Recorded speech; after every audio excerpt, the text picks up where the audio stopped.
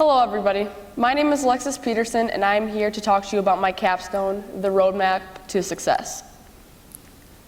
Since my sophomore year, I've always known that I would have to do this project, but I never knew what I was going to do it on.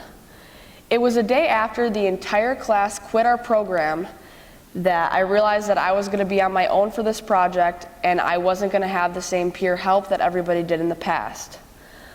Mr. Weglarsh pushed all the drama aside and we just kicked it off with our first project, which was the Pay It Forward project.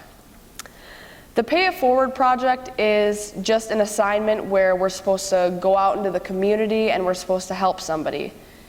In previous years, people have helped the janitors clean up, they have helped clean up the roads, or even job shadowed at the middle school. With a lot of thinking, I decided that I also wanted to help in a classroom, so I decided to go job shadow in Miss Storman's classroom. She's an elementary school teacher and she's a third grade teacher. I chose Miss Storman not by random choice, but because she was my second grade teacher, which was her first year teaching. This is actually me in her class and on Santa's lap. I have always known that I had some sort of passion for teaching, but I never truly knew if it was me until about a year ago. I knew I had a love for kids when I started becoming really close with my 5-year-old twin brothers, but I didn't quite know if that's what I wanted to do for my whole life. But being in Miss Storman's class, I had the most fun that I've had all year. The first day I walk in, all of the kids, they embraced me, they loved me, they cheered when I walked in, even when they didn't know me yet, and they were so devastated when I left. It was on the last day of my job shadow that I realized that I truly wanted to be a teacher.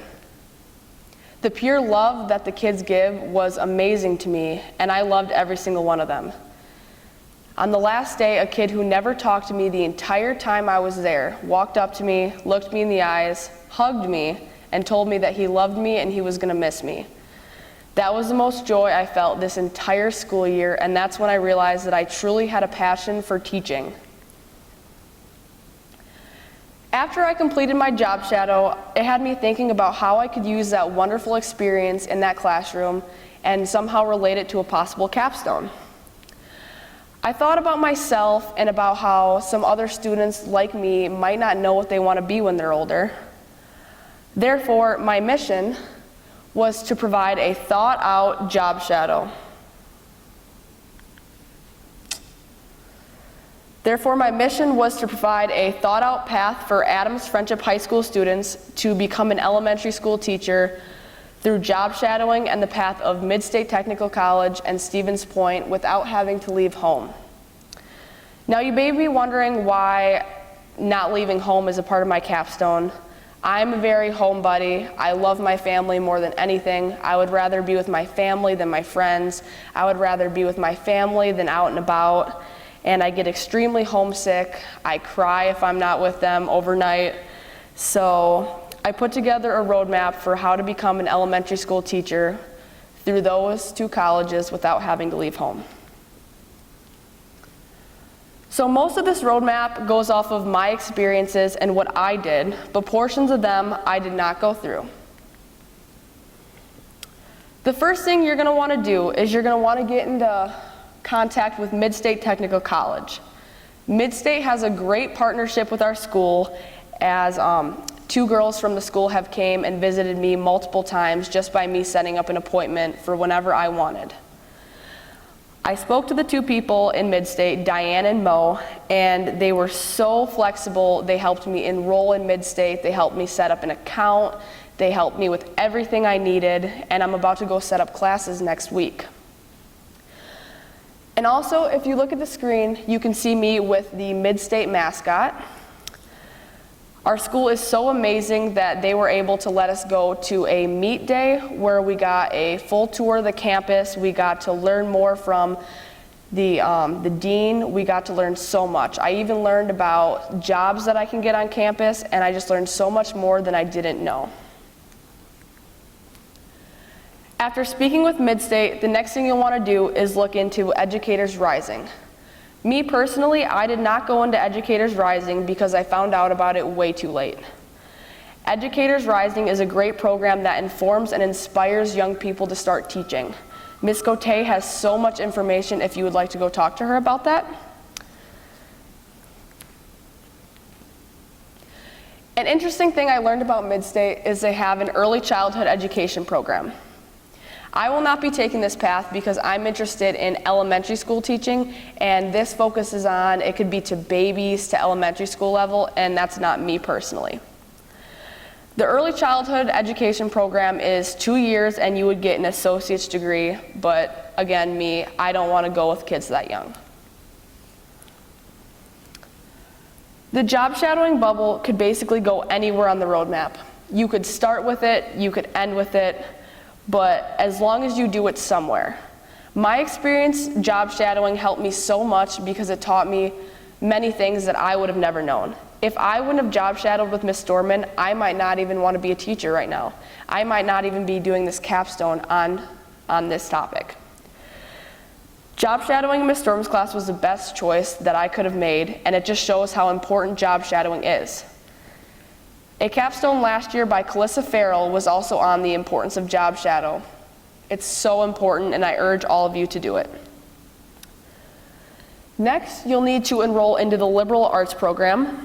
That's more focused on arts and humanities, while the liberal arts of science is focused on science and math. As you may know, the Midstate program doesn't directly go to a teaching degree, so you have to go into the liberal arts and then transfer somewhere else to finish your degree. Then you must enroll in classes. Make sure you're not taking any unnecessary classes and wasting money, which is why it's really important to get into contact with a financial advisor. Make sure you're not wasting any money. Make sure you're filling out your FAFSA, which also brings me to the cost. You should talk to a financial counselor about the cost of classes and setting up with how you're going to pay it with your family. After your first year, you should start getting into contact with Stevens Point because that's where you're going to be transferring. You need to make sure that you're getting in contact with their counselors to make sure that you're on track for getting all the necessary credits you need, and you need to make sure that you're taking all the classes you need. As you're talking to Stevens Point, you should figure out what classes you need to take there to get a bachelor's degree, now that your general education credits are out of the way. You need to take into account the cost because Stevens Point is substantially more expensive than Midstate, so you need to be able to know that you can afford it and that your FAFSA can help you cover. Another thing to be considering in your second year is housing. For Midstate, you're able to go there and live at home because of how close the Adams campus and the Wisconsin Rapids campus are to you, but Stevens Point is a lot further out, so you're going to need to consider housing. You'll have to talk to your counselor to figure out about housing, roommates, and costs in that situation, and then after you finish all of those steps, then you transfer. My inspiration to do this capstone came from many different sources. A main source it came from was my own struggle and my own worries about my future. I had no idea what I was going to do until a couple months ago, and it's so challenging to find a career, and I know how everybody feels when they don't know what they're going to do. So I thought if I made a roadmap to make it a little less challenging and a little more easier, it could help others. Another source of inspiration came from my little brothers. My little brothers are only 5 years old, yet they've driven me to do things that I never thought I could do, and they can't even write a sentence yet. They have taught me so much in the past 5 years that I can't even tell you. I would also like to take the time to thank everybody in this room, Mr. Wetzel, Mr. Goodhue, for helping me set up this event. I couldn't have even done it without you guys helping me in here. And I would also like to give a huge thank you to Ms. Storman. Ms. Storman welcomed me into her classroom with open arms to do a job shadow. She had little information about what I was doing, yet she still allowed me to help her, and she helped me so much. Every question I asked, she didn't just give me one-word answers, she gave me in detail answers. One time she actually let me use her coat because it was cold outside. She let me take home her lesson book sometimes so I could prepare for a math lesson that I was going to teach the other day. She gave me her entire lesson book for the week. And finally, I would like to thank Mr. Weglars. I couldn't even tell you how frustrating it could have been for him to have everybody in TEMA leave, but he ignored that and he started focusing his time and energy on me, which I appreciate more than he could ever know. It was also probably quite frustrating for him dealing with me not having any idea of what I want to do for this capstone with my life after high school, so I thank him so much for having the time and patience to always help me with whatever I needed. Thank you for listening.